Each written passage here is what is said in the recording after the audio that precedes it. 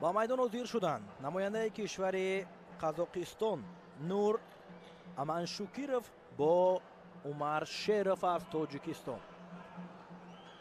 рақобати ин ҷуфтан барои роҳ ёфтан ба марҳилаи нимниҳоӣ аст.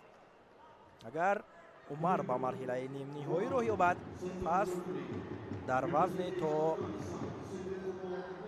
71 килограмм аллакай як вартишгари тоҷик қабл аз баргузор шудани рақобат ба боварӣ гуфта метавонем ки дар финал қарор дорад ва яке барандаи нишони биринҷӣ мешавад. ҳар ду дар рақобатҳои аввалинашон бо истеъдоди барҷаста бо маҳорати олияшон тавонистанд ки бо имтиёзи комили ҳалол ғолиб шаванду ба даври дигар роҳ ёбанд.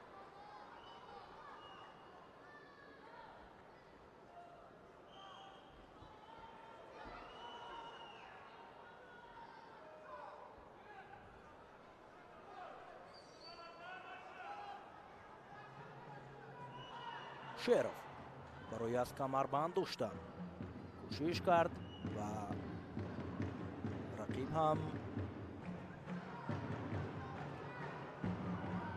маълум аст ки бо як омодагии ҷиддӣ ба қаҳрамонии ҷаҳони гӯштангирӣ сафарбар шудааст. ин қаҳрамонии ҷаҳон аст, ҷое ки барои қаҳрамонӣ мубориза мебарад.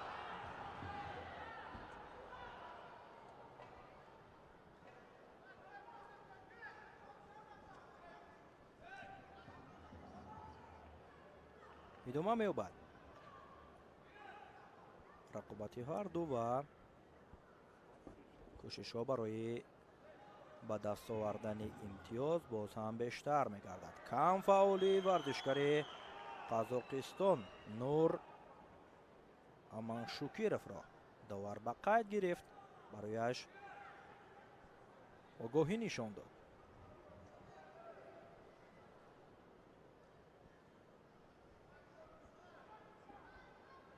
мавқеият бисёр ҳам хуб аст ва кӯшиши варзишгари қазоқистонӣ инҷо Умар имтиёзи баданро аз даст медиҳад. хело ҳам хатарнок буд барои Умар Шеров. акнун Умарро мебояд ки корро самти дигар гирад, кӯшишҳоро бештар намояд, ҳаракатҳоро барои ба даст овардани имтиёз зиёдтар кунад, зеро ки рақиб аллакай пешсаф аст. вақт зиёд аст, мо боварӣ зиёд дорем аз Умар ки метавонад дар вақти боқимонда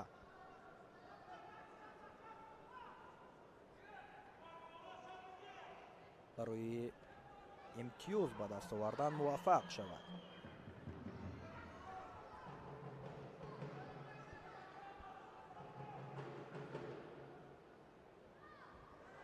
ва боз ҳам ҳаракат аз ҷониби Нур Аманшукиров.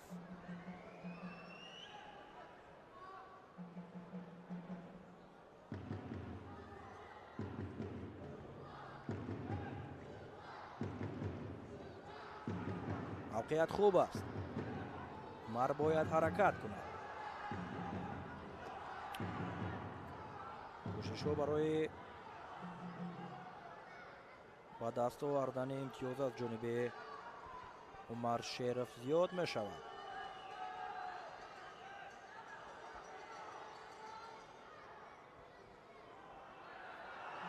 мавқеият бисёр ҳам хуб аст. Умар аз камарбанди рақиб бисёр хуб доштааст ва кӯшиши иҷро кардани усулро инҷо амалӣ мекунад. ҳарчанд имтиёзовар нашуд барояш, вале ҳамин гуна агар ҳаракатҳо идома ёбад, кор басо ҷолиб хоҳад шуд.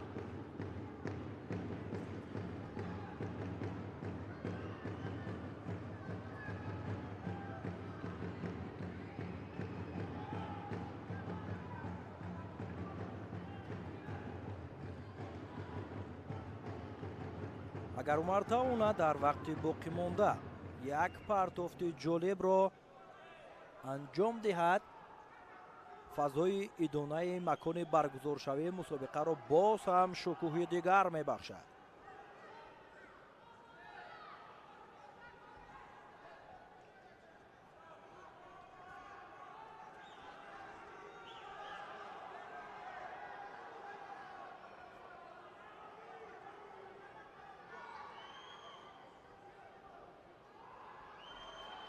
ин навбат камфаъолии Умар Шеровро довар ба инобат гирифт. ҳарду огоҳӣ доранд ва дар баробари огоҳиҳо варзишгари қазоқистони имтиёзи баданро соҳиб шудааст. 1 дақиқаи дигар акнун Умарро мебояд ки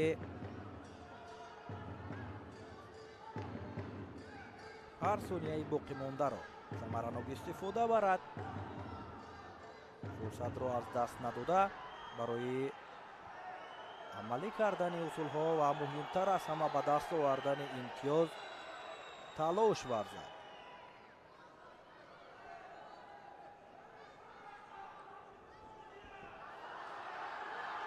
Умар мавқеияти хуберо пайдо кардааст ва ҳаракат мекунад. ин навбат боз ҳам кӯшиш аз ҷониби Аманшукиров имтиёзи дуюми баданро барои варзишгари қазоқ нишон медиҳад довар. ва ишора мешавад ки бори дигар ҳаракатро дар наворҳои такрорӣ бубинанд ки инҷо имтиёз барои ки аст, барои варзишгари Қазоқистон ё ин ки барои Умар Шеров. фикр мекунам ки имтиёз барои касе нест. бале, боз пас мегиранд имтиёзи дуюми баданро ва ҳаракатҳо боз ҳам идома меёбанд.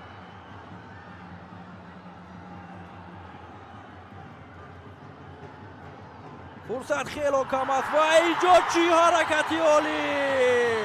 ана ҳамин чизро мо ишора карда будем ки Умар муваффақ шавад. боз ҳам фазои идонаро дар макони баргузоршавии мусобиқа бори дигар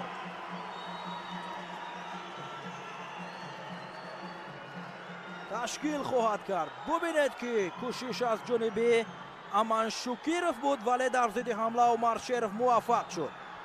ҳаракатҳои идома дорад. сонияҳои поёнии вақт Умар пешсафиро идома медиҳаду вақти қувозмоӣ ҳам ба анҷом мерасад. ва акнун Умар Шеров бо Муҳаммадисо Раҷабов ду чеҳрае ки Тоҷикистонро муаррифӣ мекунанд, барои ба финал рафтан бо ҳам қувваозмоӣ менамоянд. Умар Шеров дар сонияҳои поёнии вақт 20 сонияи дигар боқӣ монда буд ки муваффақ шуду зафар ёфт. Амакнун Умар Шеров бо Муҳаммадисо Раҷабов дар марҳилаи нимниҳоӣ қувваозмоӣ мекунанд ва барои Аманшукиров бошад қаҳрамонии ҷаҳон дар даври дуюм ба анҷом мерасад. таваҷҷӯҳ мекунем наворҳои такрориро ки чӣ гуна олӣ буд дар зидди ҳамла кор гирифтани Умар Шеров.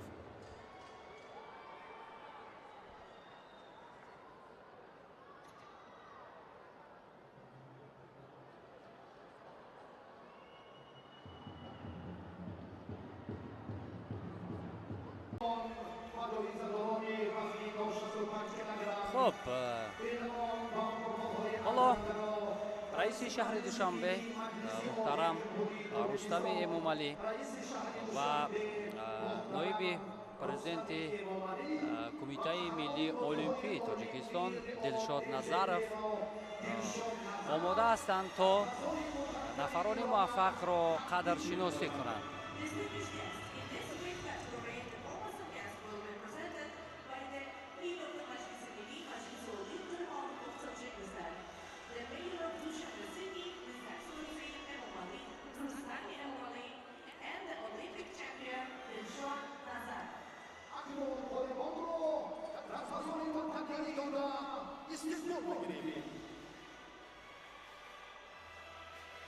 خب در وزن 65 کیلوگرم قبلا هم اشاره کردیم که رقابت‌ها بسیار هم سخت و سنگین صورت گرفتند، بسیار هم دیدنی بود و نفران ارزنده بالاخره توانستند که روی منبر فخری برویند.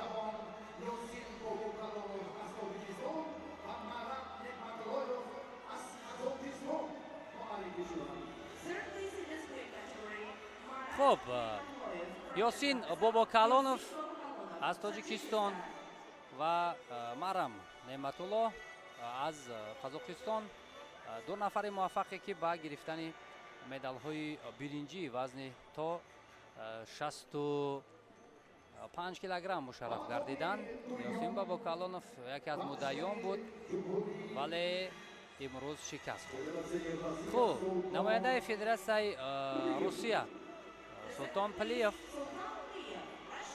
با گرفتن مدال نقره مشرف گردید. او از پهلوان تاجیکستانی شکست خورد و عنوان قهرمانی جهان را در سال 2026 نماینده جمهوری تاجیکستان محمد سلیموف با دست آورد. نشان طلا را اکنون به گردن می‌آویزد رئیس شهر دوشنبه محترم رستم امومالی و این کمربند قهرمانی را هم با نفر موفق تقدیم میکند. و همزمان یادآور میشویم دوستان ارجمند که در برابر نشان و جایزه ها همزمان با نفران موفق مکافات پولی ها هم تقدیم میگردد. آن نفرانی که مقام های سیوم را اشغال میکنند $5000 امریکایی تحفه کرده می شود. به نفرانی که جای دوم را میگیرند $10,000 و به غالبان مقام های اول $20,000 امریکایی تقدیم کرده می شود که این هم توجه به واسطه رهبریت شهر دوشنبه و فدراسیون گوشتینگیری می باشد. خب دلشاد نظرов قهرمانی بازی های المپی فخر تاجیکستان رمز گوشتینگیری را ببری ورفی را با غالیبان تقدیم می‌کند. حالا اکنون با شرافت مظفریت محمد سلیموف سرود ملی جمهوری تاجیکستان صدا می‌دهد.